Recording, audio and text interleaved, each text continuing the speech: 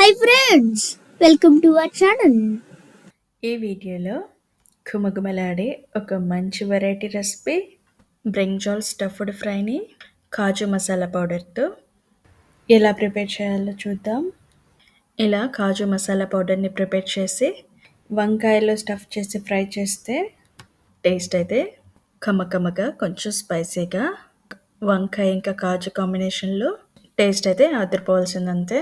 దీన్ని మనం రైస్లకి సైడ్ డిష్గా తినొచ్చు, లేదా చపాతీ రోటీతో కూడా తినొచ్చు. మొత్తానికి ఇదైతే ఒక బెస్ట్ సైడ్ డిష్ రెసిపీ అని చెప్పొచ్చు. ఇప్పుడు ప్రాసెస్ స్టార్ట్ చేద్దాం. ఇప్పుడు ప్లేట్లోకి ఇలా ఫ్రెష్గా ఉన్న ఒక 400 గ్రామ్స్ వంకాయల్ని తీసుకున్నాను.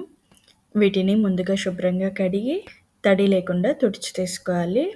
చూడండి, ఈ వంకాయలు అయితే చాలా బాగున్నాయి కదా చూడడానికి. మీరు మీకు నచ్చిన వెరైటీ తీసుకోండి. ఇప్పుడు వీటిని పక్కనుంచి మనం కాజు మసాలా పౌడర్ ప్రిపేర్ చేయడానికి ప్యాన్ పెట్టాలి. ప్యాన్ హీట్ అయిన తర్వాత ఒక 20 జీడిపప్పు, 2 టేబుల్ స్పూన్ల పల్లీలు, ఇంకా 1 టేబుల్ స్పూన్ ధనియాలు, హాఫ్ టేబుల్ స్పూన్ నువ్వులు, హాఫ్ టేబుల్ స్పూన్ శనగపప్పు, హాఫ్ టేబుల్ స్పూన్ జీలకర్ర, ఇంకా ఒక 7-8 ఎండుమిర్చి, అలాగే వెల్లుల్లి ముక్కలు 1 టేబుల్ స్పూన్, ఇంకా 1 టేబుల్ స్పూన్ కొబ్బరి పొడి వేయాలి. ఇప్పుడు వీటిని ఇలా కలుపుతూ మీడియం ఫ్లేమ్లోనే ఒక 2-3 మినిట్స్ వరకు ఫ్రై చేయాలి. చూడండి, ఇలా ఒక 2-3 మినిట్స్ ఫ్రై చేసిన తర్వాత వీటన్నిటిని ఇలా ప్లేట్లోకి తీసేసి పూర్తిగా చల్లగా అయ్యే వరకు పక్కన ఉంచాలి. ఇప్పుడు ఒక 5 మినిట్స్ తర్వాత వీటిలో కొద్దిగా సాల్ట్, ఇంకా పావు టేబుల్ స్పూన్ పసుపు వేయాలి. తర్వాత ఒక మిక్సర్ జార్ తీసుకుని వీటిని మిక్సర్ జార్లో వేసి ఇలా పౌడర్ గ్రైండ్ చేసి తీసుకోవాలి. ఇలా గ్రైండ్ చేసిన పౌడర్ని ఇప్పుడు ప్లేట్లోకి తీసుకొని పక్కన ఉంచాలి. ఇప్పుడు వంకాయల్ని తీసుకొని ఇలా కట్ చేయాలి. ఇలాగే అన్ని వంకాయల్ని కట్ చేసిన తర్వాత మనం ముందుగా గ్రైండ్ చేసి పక్కన ఉంచిన కాజు మసాలా పౌడర్ని తీసుకొని ఇలా ఒక్కొక్క వంకాయలో బాగా స్టఫ్ చేయాలి. ఇలాగే మిగతా వంకాయలన్నింటికి మసాలా పౌడర్ని బాగా స్టఫ్ చేయాలి. చూడండి, ఇప్పుడైతే వంకాయలన్నిటికీ మసాలా పౌడర్ని బాగా స్టఫ్ చేసాం కదా. ఇప్పుడు వీటిని పక్కన ఉంచి ఇప్పుడు ప్యాన్ పెట్టి ఇందులో 2 టేబుల్ స్పూన్స్ ఆయిల్ వేయాలి.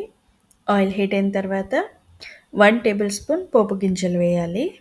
తర్వాత ఫ్రెష్గా ఉన్న కరివేపాకు ఒక రెమ్మ వేయాలి.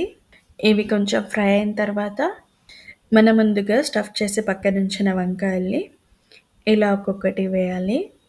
ఇప్పుడైతే ఫ్లేమ్ మీడియం పెట్టాలి. ఇప్పుడు ఇలా కొంచెం లైట్గా కలిపి మూత పెట్టాలి. ఈ వంకాయల్ని మీడియం ఫ్లేమ్లోనే మంచి కలర్లో ఫ్రై అయ్యే వరకు ఫ్రై చేయాలి. ఇప్పుడు ఒక 2 మినిట్స్ తర్వాత మూత తీసి వంకాయల్ని ఇలా ఒక్కొక్కటి ఒకవైపు నుంచి మరోవైపుకి తిప్పాలి. ఇలా అన్ని సైడ్స్ తిప్పుతూ వంకాయల్ని బాగా ఫ్రై చేయాలి. మనం ముందుగా కాజు మసాలా పౌడర్లో సాల్ట్ వేసాం కాబట్టి ఇప్పుడు వంకాయల కోసం కొద్దిగా సాల్ట్ వేస్తే సరిపోతుంది. ఇవి ఫ్రై అవ్వడానికి ఒక 10 మినిట్స్ టైం పడుతుంది. ఇప్పుడు ఒక 10 మినిట్స్ తర్వాత చూడండి, వంకాయలు అయితే బాగా ఫ్రై అయిపోయి ఇంకా మంచి స్మెల్ కూడా వస్తుంది కాజు పౌడర్ వేయడం వల్ల.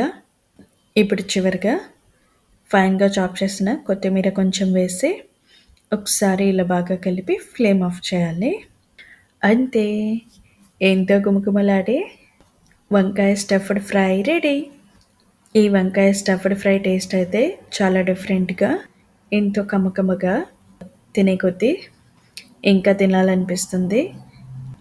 దీన్ని మనం సైడ్ డిష్గా తినేయచ్చు.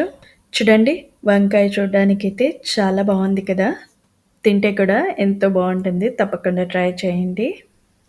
మరి ఈ రెసిపీ మీకు నచ్చినట్లయితే లైక్ చేయండి, షేర్ చేయండి, ఇంకా సబ్స్క్రైబ్ చేసి పక్కనే ఉన్న బెల్ ఐకాన్ క్లిక్ చేయండి. Thanks for watching.